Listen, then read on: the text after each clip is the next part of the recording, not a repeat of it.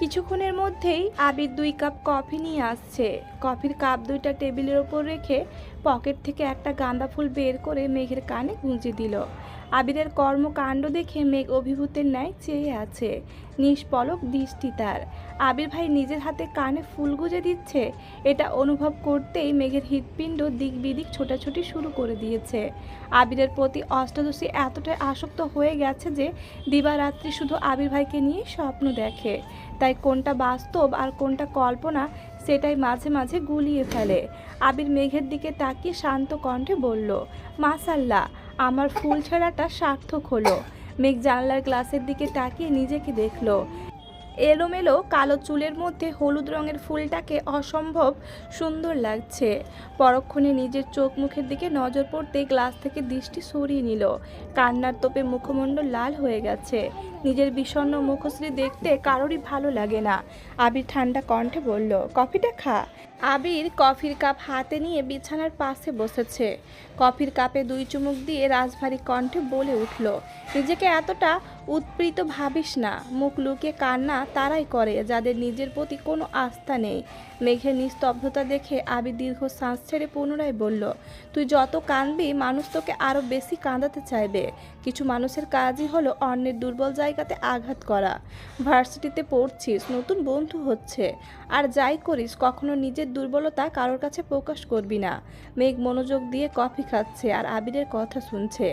আবির ভাইয়ের প্রতি অষ্টাদশীর নিষিদ্ধ প্রেম অনুভূতি এতটাই প্রখর হতে শুরু করেছে যা প্রকাশ করতেও সাহস পাচ্ছে না, প্রকাশ না করেও থাকতে পারছে না।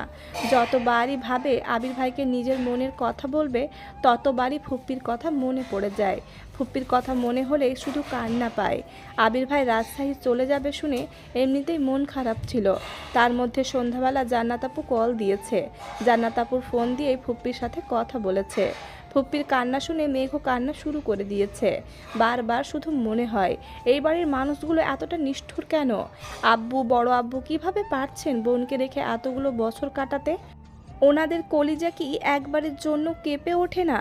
তানবীর ভাইয়াও তো মেঘের সাথে এত বছর যাবৎ এমনটাই করে আসছেন। যদি জানতে পারে মেঘ আবিরকে ভালোবাসে, তাহলে আব্বু, বড় আব্বুর মতো 2 ভাই নিশ্চিত এমন আচরণই করবে। এসব ভেবেই মেঘ কাঁদছিল। মেঘ আস্তে করে বলল, জান্নাত আপু কল দিয়েছিল। আবির ঠান্ডা কণ্ঠে জবাব দিল, আমি জানি ফুপ্পির সঙ্গে তোর কথা হয়েছে, এটাও জানি। মেঘ শীতল কণ্ঠে শোধালো, ফুপ্পি কি আমাদের বাসায় আসবেন না? ফুপ্পির জন্য আমার খুব কষ্ট হচ্ছে। কথাটা বলেই মেঘ আবারও কান্না শুরু করে দিয়েছে। আবির অন্তত ধীর কণ্ঠে বলে উঠল, তুই 1 মাসে এত অধৈর্য হয়ে যাচ্ছিস, অথচ ফুপি 28 বছর যাবৎ এত কষ্ট সহ্য করেও বেঁচে আছেন। ফুপি কিছু বললে তুই যদি সঙ্গে সঙ্গে কান্না শুরু করিস, তখন তো ফুপি আরও ভেঙে পড়বেন। নিজেকে আগে শক্ত কর। ফুপ্পির সাথে খুব শিগগিরই সম্পর্ক ঠিক করার চেষ্টা করব। একটু থেমে আবার বলল, ফুপ্পির সাথে কথা বললে একটু সাবধানে বলিস, বাড়ির কেউ যেন কোনোভাবে কিছু বুঝতে না পারে। মেঘ শীতল কণ্ঠে জবাব দিল, আচ্ছা। আবির আবারও কিছুটা সময় নিয়ে মেঘকে বোঝানোর চেষ্টা করলো। তারপর নিজের রুমে চলে আসছে। আবির নিজের রুমে ব্যাগ গোছাচ্ছিল। হঠাৎ তানবীর দরজা থেকে ডাকলো, ভাইয়া আসবো? আয়। তানবীর কয়েক কদম এগিয়ে বিছানার পাশে দাঁড়ালো। আবির শার্ট ভাঁজ করতে করতে প্রশ্ন করলো, কিছু বলবি? হ্যাঁ বল। বনুরা ইদানিং মিনহাজ আর তামিম নামের 2টা ছেলের সঙ্গে কথা বলে। ওরা একই ডিপার্টমেন্টে পড়ে। তুমি কি এই বিষয়ে কিছু জানো? আবির ধীর কণ্ঠে উত্তর দিল, জানি। তাহলে কিছু বলছো না কেন? আবির নিশ্চুপ। তানবীর পুনরায় বলল, আমি ছেলে দুটার খোঁজ নিয়েছি। তুমি বললে আমি বনু বা ওই ছেলেগুলোর সঙ্গে কথা বলি। আবির এখনও নিশ্চুপ। সে ব্যাগ গোছাতেই ব্যস্ত। তানবীর আবারও বলল, ভাইয়া আমি কি ওদের ওয়ার্নিং দিব?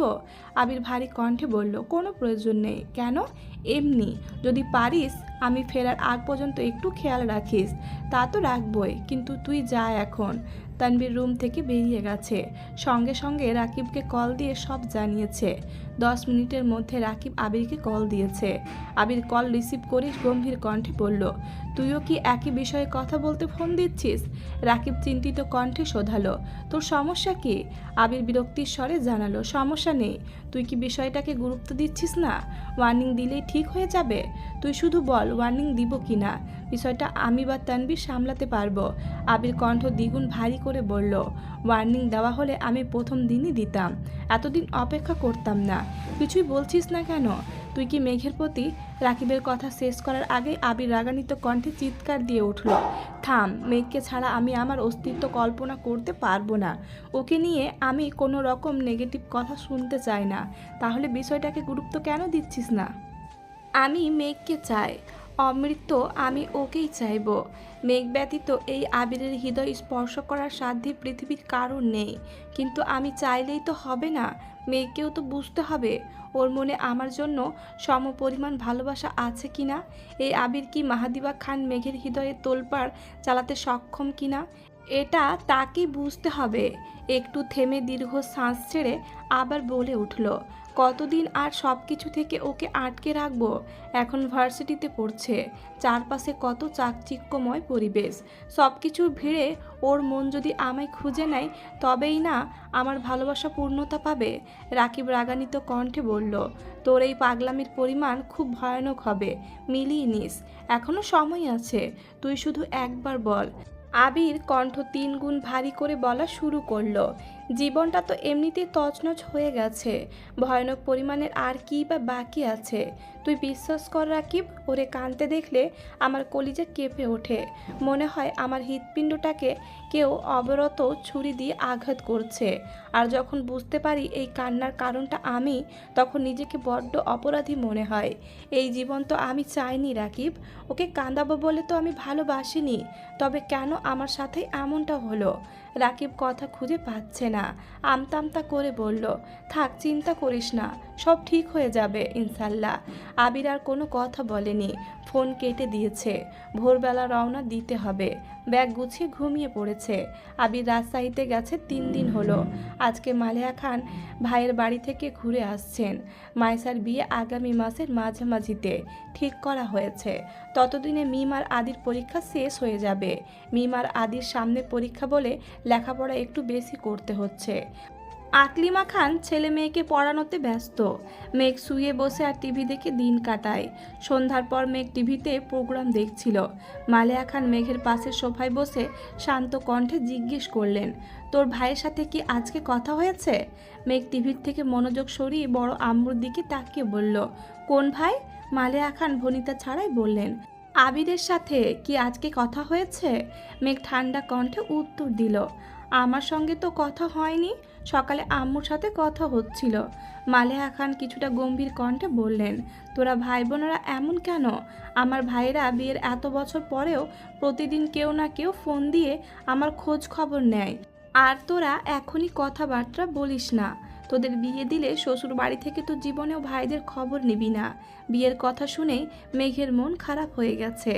বাবা মা, বড় আম্মু, কাকিয়া, ভাই বোনদের ছেড়ে যেতে হবে ভেবে এত বছর বিয়ের কথা শুনলেই মেঘের রাগ উঠে যেত। এখন সবার সঙ্গে আরও একজন এতপ্রোতভাবে জড়িয়ে আছে। আবির ভাইয়ের প্রতি তার অসীম ভালোবাসার পরিমাণ কি হবে? আবির ভাই ছাড়া অন্য কাউকে নিয়ে ভাবতেই পারে না সে।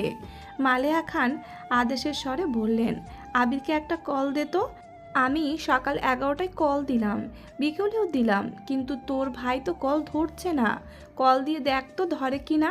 মেঘ পাশ থেকে ফোন নিয়ে আবিরের নাম্বারে ডায়াল করলো। কয়েকবার রিং হবার পরই রিসিভ হলো। মেঘ তৎক্ষণাৎ বড় আম্মুর দিকে ফোন এগিয়ে দিল।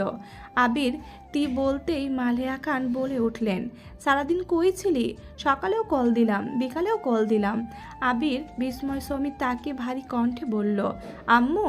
মালেহা খান পুনরায় বললেন, কোথায় আছিস? আবির ঢোক গিলে তপ্ত স্বরে বলল, ভুলে ফোন রেখে অফিসে চলে গেছিলাম, মাত্রই রুমে আসছি। আবিরের আম্মু মুখ গোমড়া করে বললেন, ফোন যে রেখে গেছিলি সেটা কি জানানোর দরকার ছিল না? আমি চিন্তায় চিন্তায় অস্থির হয়ে যাচ্ছিলাম। আবির ঠান্ডা কণ্ঠে উত্তর দিল, আম্মু তোমাকে তো বলেছি আমার জন্য এত চিন্তা করো না, তুমি কখন আসছো সেটা বলো। আসছি দুপুরের পরে, মাইসার বিয়ে ঠিক হয়েছে আগামী মাসে। শুন, তোর মামা সহ বাড়ির সবাই কম করে হলেও 100 বার কল করে বলে দিয়েছে যেন তুই বিয়েতে যাস। সেসব নিয়ে ভাবার সময় আছে? তোমার শরীরের কি অবস্থা? আলহামদুলিল্লাহ সুস্থ আছি।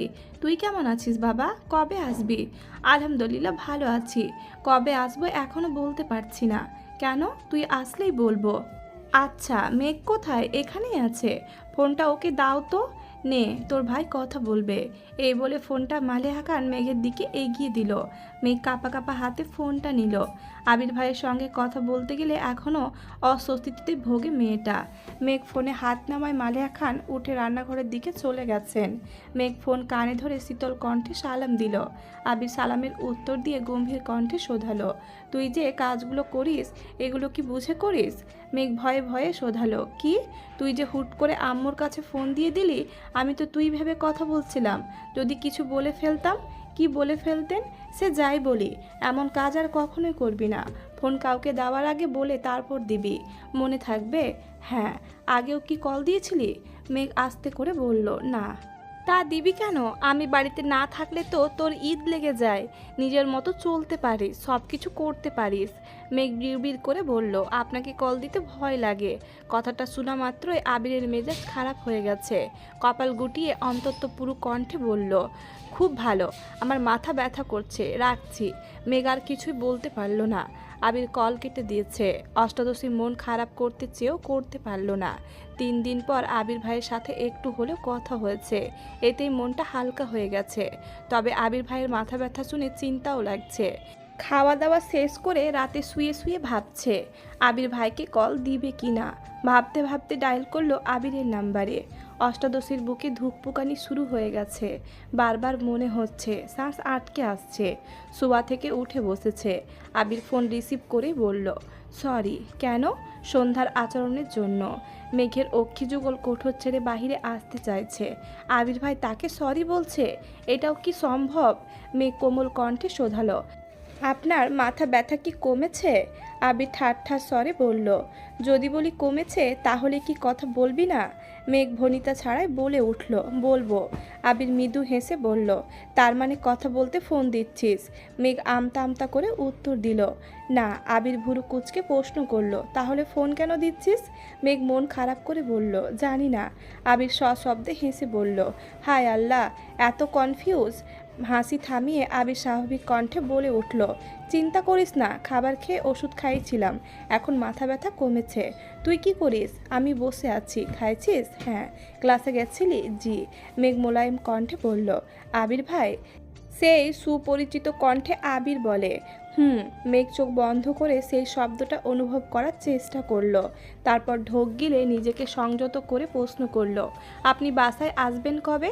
আবির নিজের চুল ঠিক করতে করতে বলল, বাসার কেউ তো আমার কথা মনে করেই না, তাই ভাবছি এখানে থেকে যাব। আবিরের কথায় মেঘের অভিমান হলো। মেঘ বিছানা থেকে নেমে বেলকনিতে গিয়ে দাঁড়ালো। নিচে রাখা আবিরের বাইকটা দেখে মুচকি হেসে বলল, আচ্ছা, সাবধানে থাকবেন। দোয়া করি ভালো থাকুন, রাখছি। আবির উচ্চস্বরে বলে উঠল, এই ওয়েট। মেঘ মৃদু হেসে শোধালো, কিছু বলবেন? আবির দীর্ঘ শ্বাস ছেড়ে উত্তর দিল, কাজ শেষ করতে পারলে পরশু চলে আসবো ইনশাল্লাহ। মেঘ ভাব নিয়ে প্রশ্ন করলো, কেন? ওখানেই থাকবেন না? আবির দাঁত চিবিয়ে চিবিয়ে উত্তর দিল, সেটা সময় বলে দিবে। মেঘ মোলায়েম কণ্ঠে বলল, আমি মজা করছিলাম, সাবধানে থাকবেন। এখন রাখছি। আচ্ছা, তুইও সাবধানে থাকিস। মেঘ বেলকনিতে দাঁড়িয়ে ফোনে আবিরের ছবি দেখায় ব্যস্ত। প্রতিটা ছবিতে আবির ভাইকে অসম্ভব সুন্দর লাগছে। এত সুদর্শন কোনো পুরুষ হতে পারে? এটা আবির ভাইকে না দেখলে মেঘের বিশ্বাসই হতো না। আবির ভাইয়ের বলা প্রতিটা কথায় অষ্টাদশীর হৃদয়ে দোলা দিচ্ছে। এই কয়েক মাসে আবির ভাই অষ্টাদশীর পুরো পৃথিবী দখল করে ফেলেছে। এতগুলো ছবি দেখলো, কিন্তু একটা ছবিতেও হাসির ছিটে ফোঁটা নেই। অথচ এই মানুষটা নিজেও জানে না ওনার হাসিটা অষ্টাদশীর অতি প্রিয়। মেঘের মাঝে মধ্যে মনে হয়, ফুপির মতো আমার জীবনটাও যদি এমন হয়। পরক্ষণেই ভাবে, ফুপার মতো আবির ভাই কি কোনোদিন ভালোবাসবেন আমায়? আজ সেই কাঙ্ক্ষিত দিন। আবির ভাই আসবে বলে মেঘ দুপুর থেকে বেলকনিতে অপেক্ষা করছে, অথচ আবিরের ফেরার কোনো নাম গন্ধ নেই। বারবার ফোন হাতে নিচ্ছে, কিন্তু কল দেওয়ার সাহস হচ্ছে না। কিছুক্ষণ পর মিম রুমে আসছে। মিম, আপু কি করো? মেঘ বেলকনি থেকে রুমে ঢুকতে ঢুকতে বলল, এমনি দাঁড়াইছিলাম। তোর হাতে ওইটা কি? মিম, আপু জানো, আমার এক বান্ধবী এটা দিয়েছে, সুন্দর না? মেঘ হ্যান্ড প্রিন্ট করা টি শার্টটা হাতে নিয়ে দেখলো। মেঘ অনেক সুন্দর হয়েছে। তোর বান্ধবী করেছে? মিম: না, আমার বান্ধবীর বড় বোন অনলাইন থেকে শিখে নাকি করেছে। আপু চলো না আমরাও শিখি। মেঘ: তোর শিখতে হবে না, সামনে তোর পরীক্ষা না, আমি শিখে তোকে একটা জামা ডিজাইন করে দিবনি। মিম: আপু সত্যি? মেঘ একগাল হেসে উত্তর দিল, সত্যি সত্যি সত্যি। খুশি? মিম মেঘকে জড়িয়ে ধরে বলল, অনেক খুশি। মিম মেঘের রুম থেকে বের হতে আবিরের সাথে দেখা। মিম হাসি মুখে প্রশ্ন করল, ভাইয়া কেমন আছেন? ভাইয়া শব্দ শুনে মেঘের হৃদয় স্পন্দন বেড়ে যাচ্ছে। মেঘ দ্রুত পায়ে এগিয়ে গেল দরজার দিকে। আবির স্বাভাবিক কণ্ঠে বলল, আলহামদুলিল্লাহ ভালো, তুই কেমন আছিস? ভালো, নিচে তোদের জন্য খাবার রেখে আসছি। যা। মিম চলে গেছে। মেঘের হাতে মিমের দেওয়া টি শার্টটা ডিজাইন দেখার জন্য রাখছিল। আবির মেঘের দিকে তাকিয়ে পরপর দুইবার ভুরু নাচালো। সহসা মেঘের মুখে হাসি ফুটে উঠেছে। আবির মেঘকে আপাদ মস্তক দেখে কপাল কুঁচকে বলল, হাতে ওটা কি? মেঘ টি শার্টটা খুলে দেখলো আর বলল, এটা মিমের বান্ধবী মিমকে দিয়েছে। আবির কপাল কুঁচকে পুনরায় শোধালো, তো এটা তোর কাছে কেন? আমি হ্যান্ড প্রিন্টিং শিখব। আবির দ্বিগুণ ভারী কণ্ঠে শোধালো, কোথায় থেকে? মেঘ চট করে উত্তর দিল, অনলাইনে। কথাটা শুনে আবির স্বস্তির নিঃশ্বাস ফেলল। মৃদু হেসে উত্তর দিল, আচ্ছা শিখিস, যা যা লাগে বলিস আমায়, এনে দিব। পকেট থেকে দুইটা কিটক্যাট চকলেট বের করে মেঘকে দিয়ে নিজের রুমে চলে গেছে। মেঘ দরজায় দাঁড়িয়ে আবিরের হাঁটার দিকে তাকিয়ে আছে। 2 দিন পর আবিরের মামাতো বোন মাইসার বিয়ে। আবিরের মামা দিনে কয়েকবার করে ফোন দিচ্ছেন, বাসায় এসেও সবাইকে বলে গেছেন। আবির সন্ধ্যার দিকে ছাদের এক পাশে বসে আছে। তানবীর পেছন থেকে ডাকলো, ভাইয়া। আবির পেছনে না তাকিয়েই উত্তর দিল, এদিকে আয়।